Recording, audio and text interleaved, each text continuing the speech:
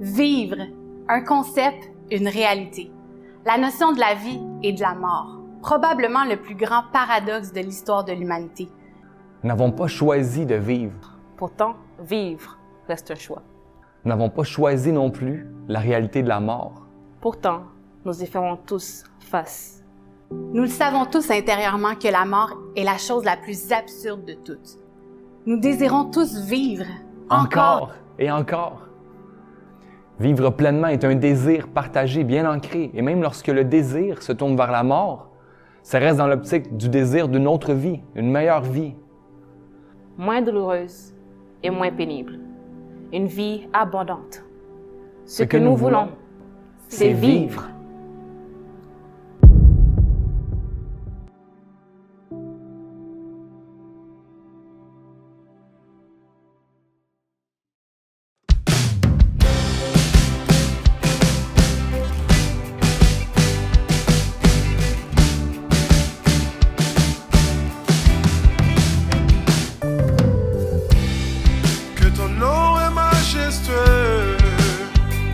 Seigneur, sur toute la terre, ton nom est fort et puissant, ton nom est glorieux et grand, en lui nous sommes sauvés. Le nom de Jésus, plus haut que tous les noms, roi des rois, aucun nom n'est comme le sien. Le nom de Jésus, plus haut que tous les noms, Alpha, Oméga, aucun nom n'est comme le sien.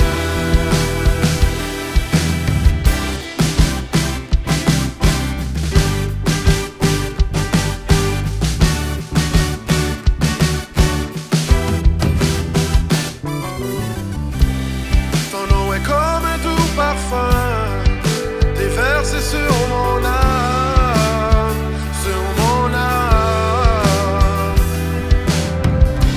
En ton nom nous surmontons tout, en ton nom nous avons la victoire. Ton nom est tout puissant, le nom de Jésus, plus haut que tous les noms, roi des rois, aucun nom n'est comme le sien.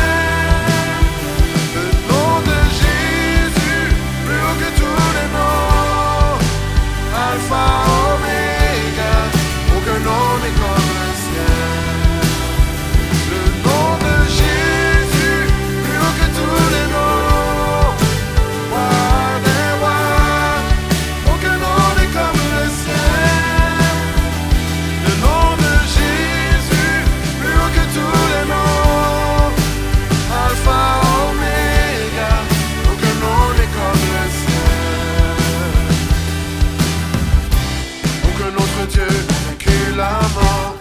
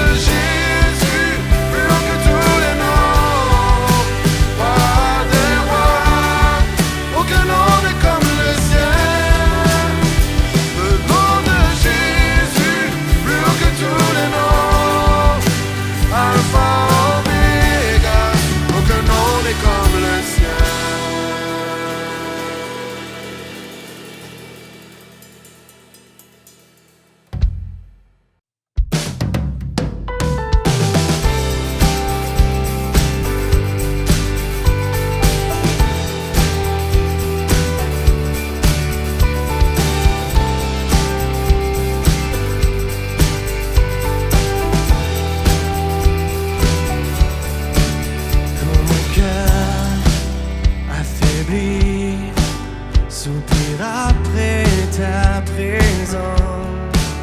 Dans ta demeure, tu me comptes et tu me remplis d'assurance. Tu es vivant à jamais. Ton amour est sans fin.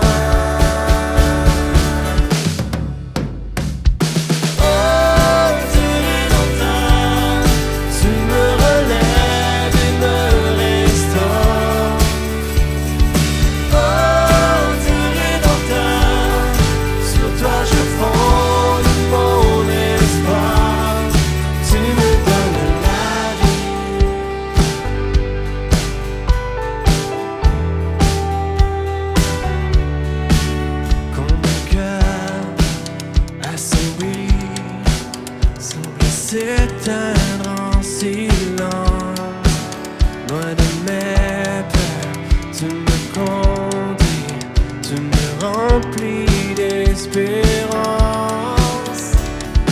Tu es vivant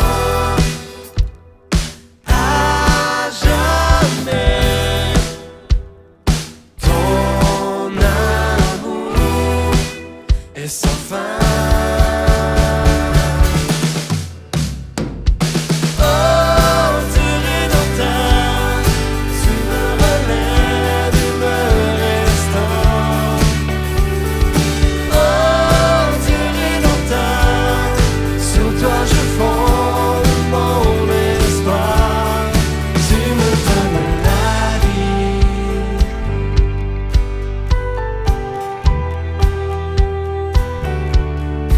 Tu me donnes la vie.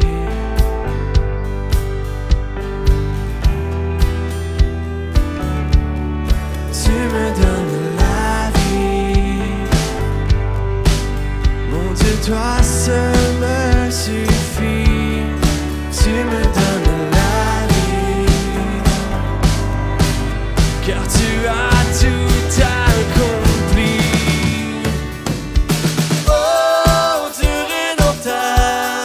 Tu me relèves et me restaures. Oh, Dieu rédempteur, sur toi je fonde mon espoir. Oh, Dieu rédempteur, tu me relèves et me restaures. Oh, Dieu rédempteur, sur toi je fonde mon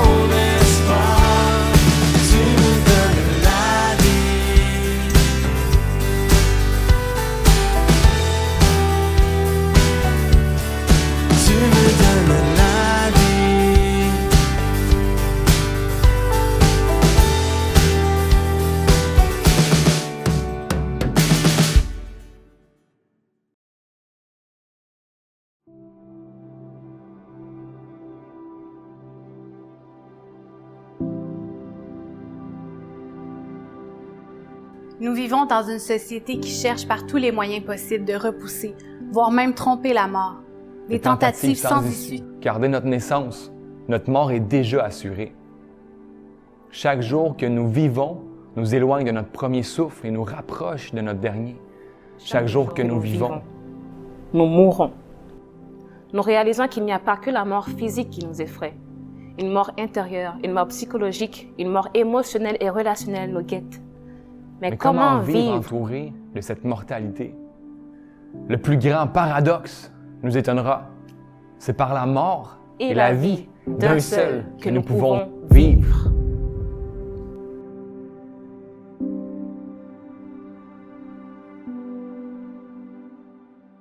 Hey, joyeuse Pâques! Très, très heureux de vous accueillir pour cette réunion spéciale de Pâques. Joyeuse résurrection. La parole de Dieu parle de la puissance de la résurrection. Donc, peu importe que vous soyez, où que vous soyez, au Québec ou à l'extérieur, je prie vraiment que Dieu vous fasse la grâce de recevoir la puissance de la résurrection. Ce matin, nous sommes excités parce que non seulement nous pouvons célébrer Pâques de manière virtuelle, mais nous avons également le privilège, Dieu nous a fait la grâce de pouvoir célébrer Pâques, de faire la grâce de pouvoir célébrer Pâques en présentiel. Donc, pour la première fois depuis au-delà d'un an, et surtout que l'année passée, on n'a pas pu se réunir pour célébrer Pâques. Quelle joie ce matin de pouvoir célébrer Pâques, la famille de Jésus réunie, une grande bénédiction.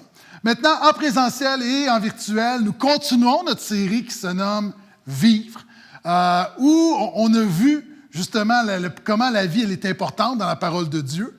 On a vu également que la mort de Jésus est la mort de la mort. Et ce matin, j'aimerais parler de la vie éternelle. Vous savez, la Bible parle beaucoup de vie. À 566 reprises, le mot « vie » dans la Bible. Mais à 44 reprises, nous avons l'expression « vie éternelle ». Et c'est important de l'enseigner parce que souvent les chrétiens prennent pour acquis la vie éternelle, mais ne comprennent pas la vie éternelle. La vie éternelle, souvent on pense que c'est une vie sans fin. Maintenant, ce n'est pas une vie sans fin. La vie éternelle, ce n'est pas Dieu qui te permet de vivre sans fin. C'est beaucoup plus que ça. La vie éternelle n'est pas une salle d'attente spirituelle au paradis, où on fait simplement vivre éternellement. La preuve, c'est qu'il y a des gens qui croient qu'on va s'ennuyer au ciel.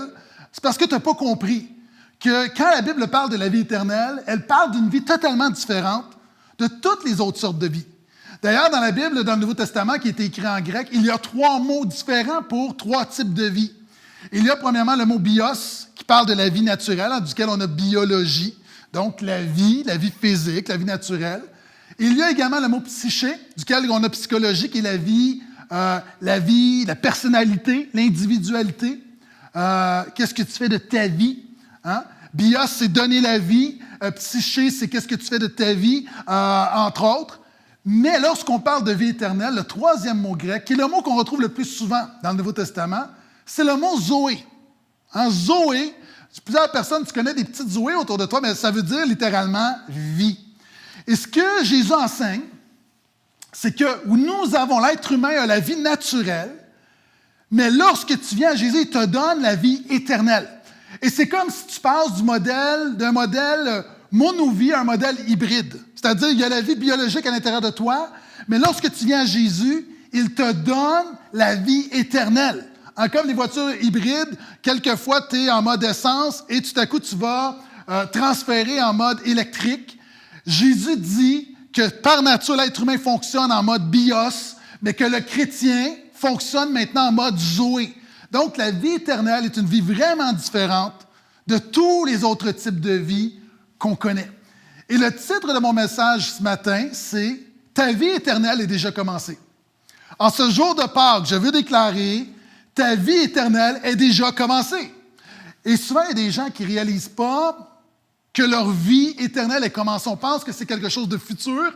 Et la Bible enseigne que la vie éternelle est une réalité future, mais également présente. Vous savez, dans la dernière année, on a fait beaucoup de vidéos, beaucoup d'enregistrements, beaucoup de Zoom, beaucoup de Teams, Et régulièrement, ça arrive où on pose la question, est-ce que l'enregistrement est commencé? Puis on nous dit, il est commencé depuis 2 minutes. Et là, on est un peu décontenancé parce qu'on se rend compte que ça fait 2 minutes qu'on ne réalisait pas que ça comptait vraiment. Il y a des chrétiens qui ne réalisent pas que dès l'instant où tu as reçu Jésus, ça compte vraiment et tu es déjà entré dans la vie éternelle. La vie éternelle n'est pas quelque chose de seulement futur, c'est quelque chose de présent. Et j'aimerais rapidement te brosser un tableau de ce que le Nouveau Testament enseigne, notamment l'Évangile de Jean, sur la vie éternelle. Et la première chose dans ce jour de Pâques, c'est de réaliser que la vie éternelle est le focus de Pâques. La raison d'être de Pâques, c'est de procurer la vie éternelle. Jean 11, 25 nous dit, « Jésus dit, je suis la résurrection et la vie. Celui qui croit en moi vivra quand même, il serait mort. » OK. La vie éternelle est le focus de Pâques. La vie, je l'ai mentionné lors du Vendredi Saint, la vie naturelle dépérit. Tout ce qui est vivant sur cette terre finit par mourir. Mets une pomme sur une tablette, elle va finir par pourrir. Prends une fleur, elle va finir par faner. Même une mouche, une petite mouche va finir par mourir. Même toi, tu dépéris. Même moi. Si tu ne me crois pas, regarde des vidéos du portail il y a 10 ans, regarde maintenant, tu vas comprendre c'est quoi le dépérissement. Et Jésus dit, je suis la résurrection et la vie. Littéralement, il dit, je suis la résurrection et la Zoé. Je suis la vie de Dieu, je suis la vie abondante, je suis la vie complètement différente de tout ce que tu as connu. Et en fait, le tombeau est la génératrice spirituelle du christianisme. Le tombeau est la génératrice spirituelle des chrétiens. La Bible dit dans Romains 8, verset 11, que le même esprit qui a ressuscité Jésus d'entre les morts habite en nous. Par sa résurrection, Jésus a établi la Zoé sur la terre. Jésus a rendu la Zoé disponible. Jésus est venu envahir le bios et la psyché par la Zoé. Et c'est le focus de Pâques. Et ce que ça nous dit, c'est que la vie éternelle, c'est la vie divine extraordinaire sans fin. Non seulement la vie éternelle, c'est la vie sans fin, la vie éternelle, c'est la vie divine extraordinaire sans fin. 1 Jean 2, 25 dit, « Et voici la promesse qu'il nous a faite, la vie éternelle. » Mes amis, la vie éternelle, c'est la promesse.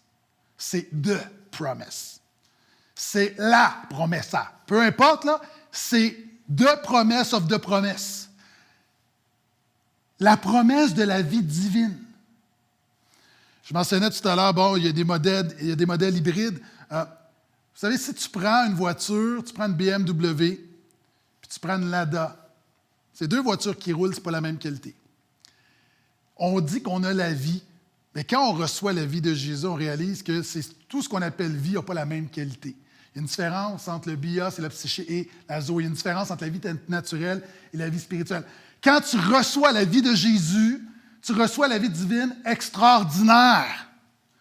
C'est une bonne nouvelle qu'au ciel, nous allons avoir un nouveau corps de gloire, qu'on va avoir un cœur glorifié, parce que tous ceux qui sont cardiaques ne passeraient pas au travers de l'éternité. Lorsqu'on va arriver au ciel, on va réaliser combien c'est extraordinaire, combien Dieu est glorieux.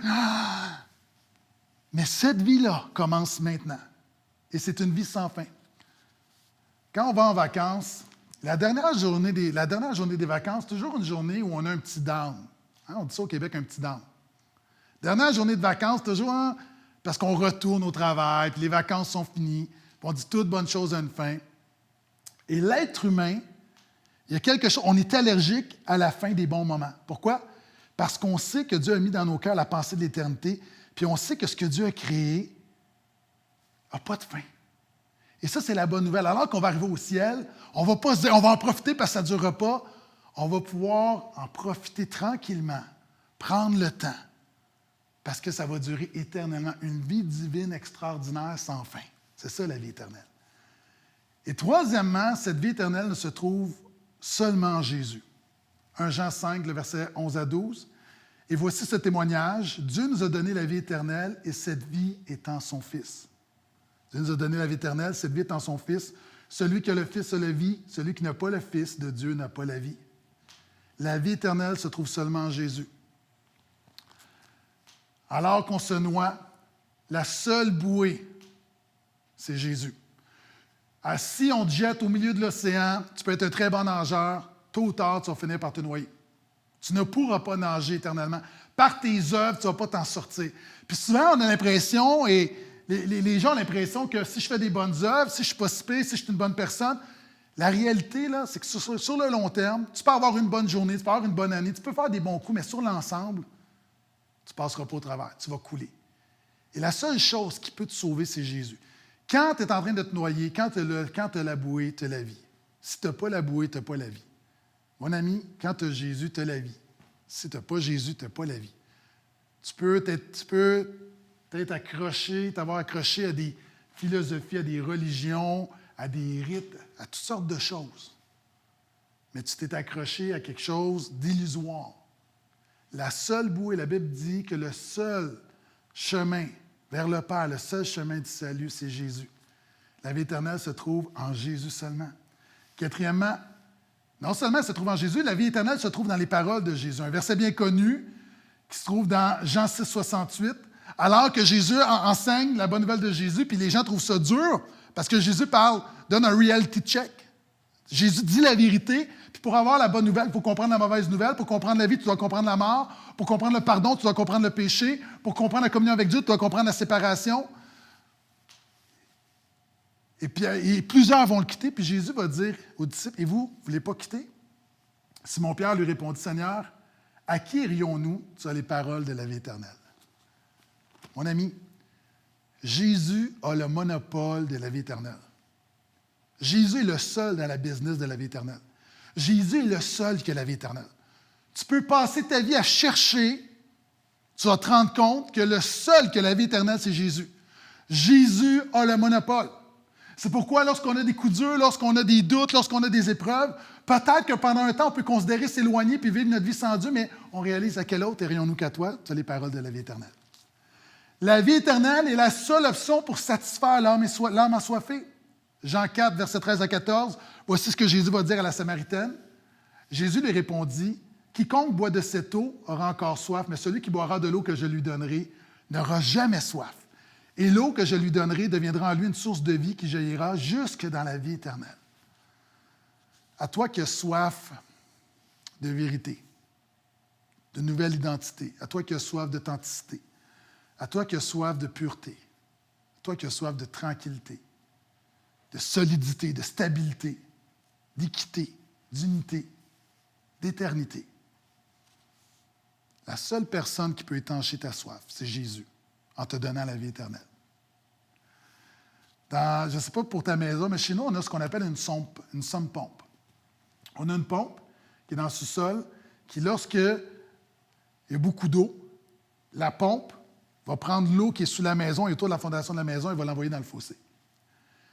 Maintenant, c'est deux réalités, deux niveaux, mais c'est la même eau. C'est juste qu'on ne la voit pas. Puis on regarde et on pourrait se dire, il n'y a pas d'eau. Puis tout à coup, quand la pompe jaillit, waouh! Présentement, il y a des gens, tu as l'impression, tu es venu à Jésus puis tu te dis, mais je ne la vois pas, cette vie-là. Elle est là. Elle est là. Tu ne la vois pas souvent, mais elle est là. Et la Bible dit qu'un jour, elle va jaillir jusque dans la vie éternelle. Donc, ce n'est pas parce que tu ne vois pas la vie éternelle qu'elle n'est pas là. Ce n'est pas parce que tu ne sens pas la vie éternelle qu'elle n'est pas là. Je continue. La vie éternelle, c'est quoi? C'est une relation personnelle avec Dieu. La vie éternelle, ce n'est pas quelque chose que Dieu te donne. C'est quelque chose que tu vis avec Dieu. Jésus va donner cette définition dans Jean 17,3. « Or, la vie éternelle, c'est qu'ils te connaissent, toi, le seul vrai Dieu, celui qui tu as envoyé, Jésus-Christ. » La vie éternelle, c'est une relation personnelle avec Jésus. Ce que tu vis présentement, bien de manière imparfaite, le fait que tu pries Dieu, que Dieu parle à ton cœur, le fait que tu ressens sa présence, le fait que Dieu marche avec toi, c'est déjà la vie éternelle. La vie éternelle, c'est de connaître Dieu. Et c'est normal que la vie éternelle, c'est de connaître Dieu parce que Dieu qui est le vivant, il est le Dieu vivant. Lorsque tu es en contact avec lui, il te donne la vie. C'est comme lorsqu'on fait un feu, puis tu t'approches, puis à un moment donné, tu es près du feu, puis tu recules parce que c'est comme trop chaud. Parce que le feu communique sa chaleur. Maintenant, lorsque Dieu est dans ta vie, il te communique la chaleur de la vie. Donc, déjà, tu commences à expérimenter la vie éternelle. Et c'est pourquoi on veut mieux connaître Dieu pour mieux le faire connaître. On veut mettre notre foi dans un Dieu qu'on connaît. C'est pourquoi on étudie la Bible. Pourquoi on lit des bons livres. C'est pourquoi on cherche Dieu. Parce qu'on sait que c'est la vie. La vie éternelle, c'est le don de la grâce de Dieu. Romains 6, 23, un verset bien connu. Car le salaire du péché, c'est la mort, mais le don gratuit de Dieu, c'est la vie éternelle en Jésus-Christ, notre Seigneur. À tous ceux qui m'écoutent, qui a reçu la vie éternelle? Est-ce que tu as reçu la vie éternelle? Lève la main, la personne te regarde, là, je veux te voir. Tous ceux qui ont reçu la vie éternelle réalisent que c'est un don de la grâce. Puis je sais que les chrétiens, là, on dit amen, amen. Non, comprends, mais c'est un don de la grâce. Tu n'as rien fait pour ça. C'est un cadeau. Il y a des gens, quelquefois, qui se vantent un peu d'être chrétiens parce qu'ils disent, mais moi, j'ai compris, moi, j'ai mis ma foi en Jésus. Si Dieu ne t'amène pas à la vie, tu ne peux rien faire, tu es mort dans tes péchés. Puis oui, tu es responsable de te repentir, mettre ta foi en Jésus, mais il faut que Dieu initie quelque chose dans ton cœur. Et la Bible nous dit que ce don de la vie éternelle, que cette vie divine extraordinaire, qui est dans nos cœurs dès maintenant par notre foi en Jésus, qui jaillit jusque dans la vie éternelle, c'est un don de la grâce. Se vanter de notre foi, c'est comme se vanter de notre naissance. Se vanter de notre nouvelle naissance, c'est comme se vanter de notre première naissance. C'est comme si quelqu'un dit, moi, là, je suis fier de moi, là, moi, je suis né à Montréal. Moi, je suis né à Montréal. Je dis, mais t'as comme pas rapport là-dedans. Tu viens me voir et tu me dis, moi, là, lorsque, à ma naissance, là, je pesais 10 livres. Hein? Toute une constitution. Parce que quand j'étais dans le ventre de ma mère, là, hein, je te dis, je prenais tout ce que je pouvais, puis je m'entraînais. Puis on va dire, voyons, c'est ridicule. Hein? Ou quelqu'un qui va naître telle date, puis tu dis, moi, je suis né telle date, je suis fier de moi, je l'ai décidé. On va dire, tu n'as aucun contrôle. On n'a aucun contrôle sur notre naissance. On a un contrôle sur ce qu'on fait après notre naissance. Tu n'as aucun contrôle sur ta naissance spirituelle. La seule chose que tu contrôles, c'est ce que tu fais après ta naissance spirituelle. Repentance, foi. C'est un don de la grâce. De la même manière que je suis né, j'ai aucun mérite. C'est un don de mes parents. De la même manière que lorsqu'on vient à la vie, on reçoit la vie spirituelle, c'est un don. La Bible n'enseigne nulle part la passivité ou la médiocrité. Tu dois répondre à ce don de Dieu. La vie éternelle est un don de la grâce. Huitièmement, la vie éternelle est reçue quand on croit en Jésus. Permets-moi de te lire un passage, le passage le plus connu de la Bible, mais je vais lire 2 versets supplémentaires pour que tu comprennes le contexte. « Car Dieu a tant aimé le monde qu'il a donné son Fils unique afin que quiconque croise en lui ne périsse pas, mais qu'il ait la vie éternelle. » Amen. Écoute bien, c'est pas tout. Dieu, en effet, n'a pas envoyé son Fils dans le monde pour juger le monde, mais pour que le monde soit sauvé par lui. Celui qui croit en lui n'est pas jugé, mais celui qui ne croit pas est déjà jugé, parce qu'il n'a pas cru au nom du Fils unique de Dieu. On reçoit la vie éternelle quand on croit. OK, imaginons un jeune qui roule à 150 km/h sur l'autoroute, se fait arrêter par la police. Et c'est tellement dangereux qu'on décide même de l'amener devant le juge. Il s'adonne que le père du jeune, c'est le juge. Et là, le jeune, alors qu'on l'amène en cour pour subir son jugement, il se pose la question, il se dit, mon père, c'est un juge, il doit appliquer la justice, mais en même temps, mon père, c'est mon père. Donc, ce n'est pas juste un juge, c'est un père aimant. Donc, le jeune se pose la question, quel côté va gagner? Est-ce que c'est la justice ou est-ce que c'est l'amour? Est-ce que c'est la justice du juge ou est-ce que c'est l'amour du père? Et lorsque le jeune arrive, le juge le regarde. Il dit, fiston, ça ne change pas, je suis un juge. On est dans une relation légale, mais ça ne change pas que tu es mon fils, je suis ton père, mais je reste un juge. Ce que tu as fait, tu as contrevenu à la loi. Donc, cette sanction, il y a une pénalité, c'est 2 000 $ d'amende ou 1 semaine de prison. Cloc. La justice, si le juge n'applique pas la justice, il est un mauvais juge. Mais ce juge, comme tout bon père, vous savez ce qu'il va faire? Sachant très bien que son fils n'a pas l'argent, il va se lever, va enlever sa toge, va sortir son portefeuille, et en tant que juge, a décrété le jugement, mais en tant que père, va payer la dette que le juge. Et c'est là où l'amour de Dieu n'est pas opposé à la justice de Dieu. Dieu a tant aimé le monde. Mais Dieu est un juste juge. Et la solution, c'est qu'alors qu'on est coupable devant Dieu, Jésus a payé ta dette à la croix. C'est pourquoi la Bible a dit, car Dieu a tant aimé le monde, qu'il a donné son Fils, afin que quiconque croise en lui ne périsse point, mais qu'il ait la vie éternelle. Et ensuite, ça dit, celui qui croit en lui n'est pas jugé. 9e, j'ai presque terminé. La vie éternelle commence dans cette vie. J'en ai déjà parlé. Maintenant, je vais l'expliquer un petit peu plus. Jean 5, 24, en vérité, je vous le dis, celui qui écoute ma parole et qui croit en celui qui m'a envoyé a la vie éternelle et ne vient pas en jugement, mais il est passé de la mort à la vie. La parole de Dieu ne déclare pas que celui qui croit en celui qui m'a envoyé aura la vie éternelle. La Bible dit, il a la vie éternelle. C'est présent. Et la Bible ne dit pas, il passera de la mort à la vie, il est passé. Nous avons déjà la vie éternelle. Lorsque j'étais petit, puis j'ai fait le même coup à mes enfants, puis je suis sûr que plusieurs pères l'ont fait.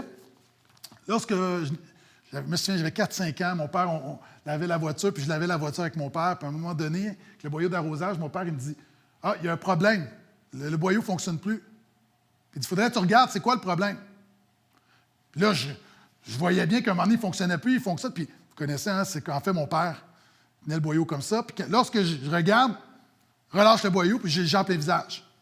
Il ne faut pas faire ça, mais je l'ai fait à mes enfants, puis je trouve ça très drôle. Puis si Dieu me fait la grâce d'avoir des petits-enfants, je vais le faire également. Maintenant, la réalité, c'est qu'en vieillissant, on a compris, nous ne sommes plus des enfants, on a compris que dans un boyau, lorsqu'à un moment donné, ça coulait puis ça ne coule plus, le problème n'est pas à la source. Le problème, c'est qu'il y a quelque chose de coincé. Il y a des gens ici, parce qu'il y a des choses qui coincent la vie de Jésus dans ta vie présentement, tu remets en question la source. Mon ami, le problème, c'est pas que Jésus ne donne pas la vie. Le problème, c'est que tu as laissé des choses obstruer la vie que Jésus a pour toi. La Bible dit, la vie éternelle n'est pas une réalité présente. Le futur, elle est une réalité présente. Elle est présente, mais elle est aussi partiellement. Elle va être plus dans le futur, elle va être pleinement accomplie à la résurrection. J'ai 12 points, voici le 10e. Voici en effet la volonté de mon Père, car quiconque voit le Fils et croit en lui, est la vie éternelle, et je le ressusciterai au dernier jour. La vie éternelle commence maintenant dans cette vie, mais la vie éternelle sera rendue complète à la résurrection. La Bible dit que présentement, c'est une semence. Lorsque un bien-aimé meurt, il est mis en terre, ou peu importe, incinéré, c'est une semence qui va porter du fruit jusque dans la vie éternelle. Si tu veux récolter des tomates, bien, il faut que tu sèmes des tomates. Si tu veux récolter la vie pour l'éternité, tu dois semer la vie dans cette réalité. Il y a trop de gens qui passent leur vie à semer des patates et espérant dans l'autre vie récolter des tomates. Il y a un lien dans cette vie. Ce que Dieu commence dans ta vie présentement va jaillir jusque dans la vie éternelle. Je continue. Ah oui, la vie éternelle est quelque chose que tu peux savoir quand tu l'as. À tous ceux qui se posent la question maintenant depuis plusieurs minutes, mais comment avoir l'assurance de la vie éternelle? Voici ce qu'un Jean 5,13 nous dit. Cela, je vous l'ai écrit afin que vous sachiez que vous avez la vie éternelle, vous qui croyez au nom du Fils de Dieu. La vie éternelle est quelque chose que tu peux savoir quand tu l'as. Dieu ne veut pas que tu marches à l'aveuglette. Dieu ne veut pas que tu marches plein de doutes, hésitant. Ce livre a été écrit pour te donner l'assurance de la vie éternelle. Et ce livre dit que si tu as Jésus, est-ce que tu as Jésus? Tu as la vie éternelle. C'est pas plus compliqué que ça. Il y a des gens, encore une fois, tu bases ta foi sur ton expérience. La parole de Dieu dit que si tu as Jésus, tu as la vie éternelle. Lorsque je veux savoir si mes assurances me couvrent sur tel soin ou tel élément, je vais vérifier la couverture dans le document officiel. Et lorsque ça me dit, par exemple, que pour tel truc, oui, les assurances vont payer, j'ai beau remettre en question, j'ai beau trouver que c'est trop généreux, j'ai beau trouver est-ce que vraiment ils vont faire le chèque. La réalité, à un moment donné, je dois faire confiance à ce que le document des assurances dit, si je suis couvert ou pas. Ce n'est pas une question d'expérience, c'est une question, est-ce que c'est écrit? Mon ami, ta vie n'est pas parfaite. Tu luttes encore avec le péché. Tu marches encore dans la condamnation, dans la honte, dans la culpabilité. Et tu penses que tu n'es pas digne de la vie éternelle. Et tu as raison, tu n'es pas digne de la vie éternelle, je ne suis pas digne de la vie éternelle. Mais voici ton contrat d'assurance. Tu es couvert. Tu es couvert contre les imperfections, contre le péché. Tu es couvert. Je répète, la croix de Jésus, le sacrifice de Jésus est plus qu'assez. Et je termine avec ceci. Donc, la vie éternelle, permettez-moi de faire une petite récapitulation. Elle est déjà commencée. La vie éternelle, c'est le focus de Pâques. La vie éternelle, c'est quoi? C'est la vie divine extraordinaire sans fin. Elle se trouve seulement en Jésus. Elle se trouve dans les paroles de Jésus, dans la bonne nouvelle de la grâce. C'est la seule option pour satisfaire l'âme assoiffée. La vie éternelle est une relation personnelle avec Dieu. C'est un don de la grâce de Dieu. La vie éternelle est reçue quand on croit en Jésus. La vie éternelle commence dans cette vie, mais elle sera rendue complète dans l'autre vie à la résurrection. La vie éternelle est quelque chose que tu peux savoir quand tu l'as. Hein? Je vous écris ceci afin que vous sachiez. Sache-le. Et finalement, ta vie éternelle est protégée par Jésus. Jean 10, 28. Je leur donne la vie éternelle. Zoé, je leur donne la vie éternelle. Il parle de ses brebis. Et Jésus dit, elles ne périront jamais. Pourquoi? Personne ne les arrachera de ma main. Pour moi, ce verset est d'un grand réconfort. Vous savez, les pasteurs, on est des chrétiens ordinaires.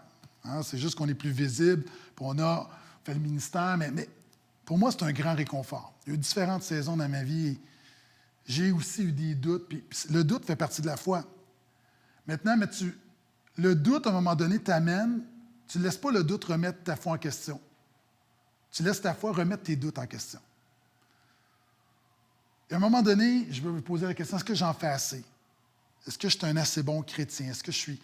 Puis on le sait qu'on n'est pas sauvé par les œuvres, mais dans notre chair, on a tout ça l'impression de ne pas être à la hauteur, qu'il faut faire plus. Puis pour moi, ça a tellement été d'un grand réconfort de savoir que je suis dans la main de Jésus et personne ne les arrachera de ma main. Personne. Non, rien ne nous séparera de l'amour de Jésus. Puis je vais même aller plus loin. Je sais que des gens vont peut-être contester, puis c'est pas grave, c'est ma conviction. Quand ça dit personne, je pense que même moi-même, quand tu as la vie éternelle, quand tu as la Zoé, il y a des fois où je suis passé à ça, de tout abandonner. Puis sais-tu quoi? Alors que moi, j'abandonnais, Jésus, lui, ne m'a pas abandonné. Jésus ne m'a pas lâché. Rien ni personne ne peut t'arracher de la main de Jésus.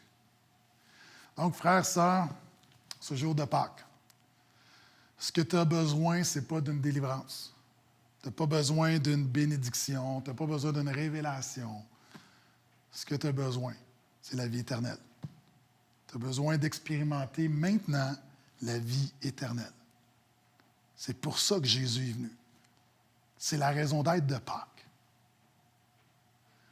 Seigneur, merci pour ce jour de Pâques. Merci pour la résurrection, qui est plus qu'un événement historique. La parole de Dieu parle de la puissance de la résurrection. Merci pour le même esprit qui a ressuscité Jésus d'entre les morts, qui habite en nous. Merci pour cette vie éternelle, pour cette Zoé. Seigneur, alors que peut-être que notre vie naturelle, peut-être que notre bios décline, dépérit, peut-être que notre psyché est découragé, déprimé, accablé. Mais merci pour la vie éternelle qui ne dépérit pas, qui ne décline pas. Merci pour cette vie éternelle qui non seulement ne décline pas, mais va jaillir jusque dans l'éternité, c'est-à-dire après la mort. Donc, Seigneur, ce jour de Pâques, je te prie de ramener à la vie. Ramène à la vie. Et je te prie pour ceux qui disent, moi j'ai déjà la vie éternelle, Seigneur, donne-nous d'expérimenter la vie de Jésus dans toutes les sphères de nos vies, c'est le cas de le dire. Seigneur, je prie pour des situations, pour des mariages, des foyers, des situations de travail, pour des défis personnels, des batailles du cœur. Seigneur, nous voulons la vie de Jésus. Que la vie de Jésus vienne tout bouleverser, qu'elle vienne à nouveau tout changer. Donc, Seigneur, ma prière en terminant, c'est que Pâques ne soit pas un événement historique, que Pâques soit un élément pratique. Je te rends grâce pour tous les frères, les sœurs, les amis qui viennent de ce message, et là où ils sont, déverse la puissance de la résurrection au nom de Jésus dans leur vie. Amen.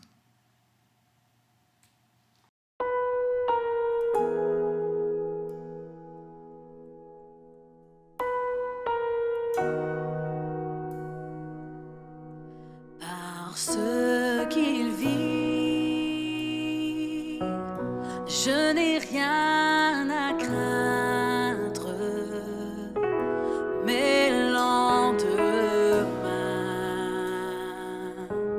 sont assurés entre ses mains, il tient ma vie. Ce temps et l'éternité, je sais qu'il vit. Parce qu'il vit, je n'ai rien à craindre, mes lendemains sont assurés. Ses mains.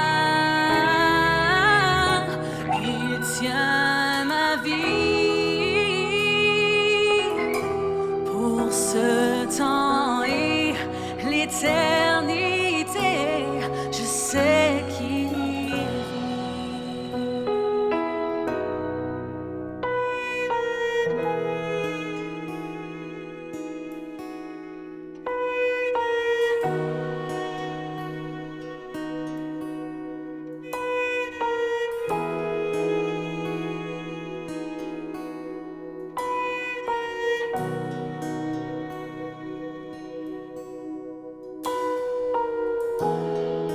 Tout ce temps j'ai marché, ces murs ne sont pas tombés, mais jamais tu ne m'as laissé.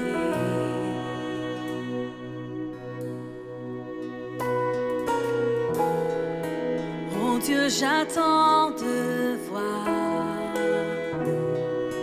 éclater ta victoire, car jamais tu ne m'as laissé.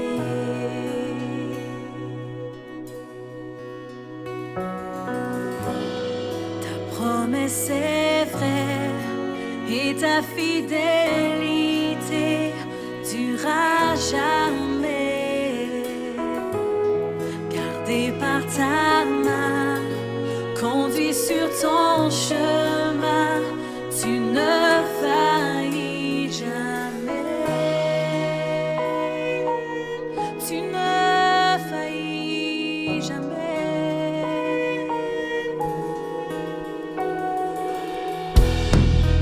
La nuit disparaîtra,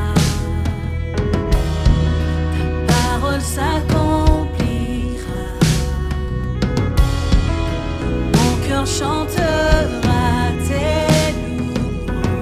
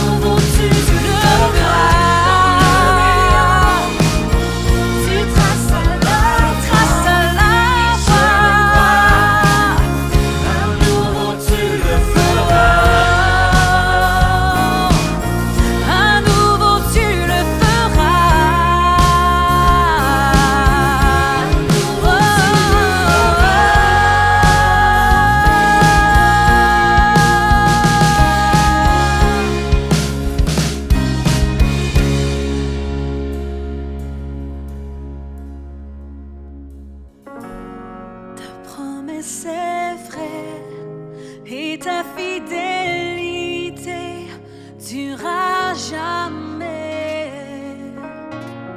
Gardé par ta main, conduit sur ton chemin, tu ne faillis jamais. Tu ne faillis jamais. Tu ne faillis jamais. Tu ne changes pas. Tu es fidèle. Tu demeures le même, Jésus.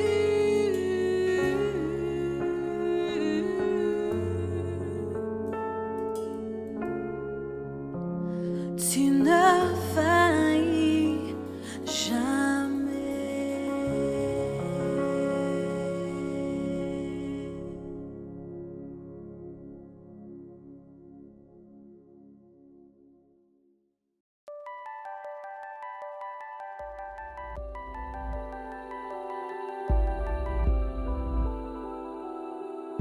L'intrus qui obscurcit l'humanité fut déjoué et vaincu par la lumière de Christ.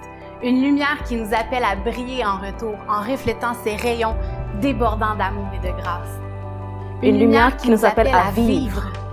Une lumière qui éclaire le chemin vers la vie, qui nous rend libres de la menace des ténèbres, Libre de la honte, libre de la peur, libre de l'emprise du péché, libre de la condamnation de la mort. Car en Christ, chaque jour que nous vivons, nous marchons vers la vie, un pas à la fois. Un pas à la fois, nous nous rapprochons de celui qui est et qui donne la vie. Un pas à la fois, maintenons nos regards vers la lumière. Ne détourne pas ton regard de ton guide. Ne détourne pas ton regard de Jésus. Et même dans les temps difficiles, en portant ta croix, si tu te poses la question, comment suivre Jésus? Comment marcher de sa lumière? Comment recevoir sa vie? C'est ainsi que je te réponds, par la foi, un pas à la fois.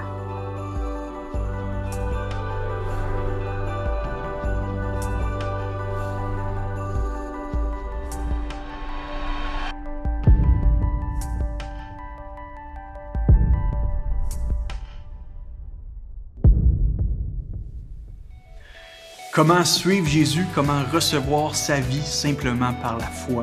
Tu n'as absolument rien à faire, ne serait-ce que de placer ta confiance en lui. Le suivre, un pas à la fois. Denis, aurais-tu un exemple de pas qu'un auditeur qui nous regarde pour la première fois pourrait faire dès maintenant? Bien sûr, si tu as été invité par quelqu'un à écouter cette vidéo, ton premier pas pourrait être de t'acheter une Bible et de parler à ton ami qui t'a invité afin qu'il t'aide à suivre Jésus. Si tu es tombé sur cette vidéo, ce n'est pas un hasard. Contacte-nous en nous écrivant à info-égliselepentail.com ou via les réseaux sociaux et un membre de notre équipe pourra prendre contact avec toi. Denis, est-ce que je pourrais suggérer peut-être à nos auditeurs un autre pas possible? Vas-y, Coco Sam. Oui, c'est vrai, il ne faudrait pas oublier nos surnoms de Pâques, Coco Sam et Coco Denis. En fait, dès mardi à 19h, il va y avoir une formation sur la théologie de l'Église, en fait les principes bibliques fondamentaux sur ce qu'est l'Église et ce qu'elle n'est pas, offert par le pasteur Warren, intitulé « L'Église a toujours rapport avec Jésus ». Les formations se donneront sur Zoom les mardis soirs du mois d'avril. Le lien se trouve dans la lettre de nouvelles. Si vous n'y avez pas accès à la lettre de nouvelles, écrivez-nous directement à l'adresse qui apparaît au bas de l'écran. Coco Denis, est-ce qu'il se passe autre chose à notre Église? Bien des choses se passent à chaque semaine. Oui, nous avons notamment nos départements pour les enfants, les ados ainsi que les jeunes adultes. 3 groupes qui offrent des rencontres spirituelles et relationnelles de façon hebdomadaire, adaptées selon l'âge de chaque groupe. Alors si tu fais partie de l'un de ces groupes d'âge, on t'invite à nous écrire ou encore à consulter la page Facebook Accès pour les ados et la page Portail Jeunes Adultes pour les jeunes adultes. Comme on l'a entendu ce matin, Pâques nous rappelle la générosité de Dieu envers nous en ayant ressuscité son Fils afin de nous donner également la vie éternelle. En guise de reconnaissance, on veut pas seulement le suivre, l'aimer, l'obéir, mais on veut aussi faire preuve de générosité en contribuant par des dons afin de poursuivre l'annonce de la bonne nouvelle du pardon gratuit des péchés en Jésus-Christ ici au Québec et même ailleurs. Donc, vous pouvez donner pour l'Église ou pour notre centre d'aide du Portail qui offre plus de 130 paniers alimentaires par semaine. Vous pouvez le faire via votre institution bancaire de manière simple et sécurisée. Sur ce, on vous dit à très bientôt et on vous remercie d'avoir célébré Pâques avec vos 2 cocos préférés.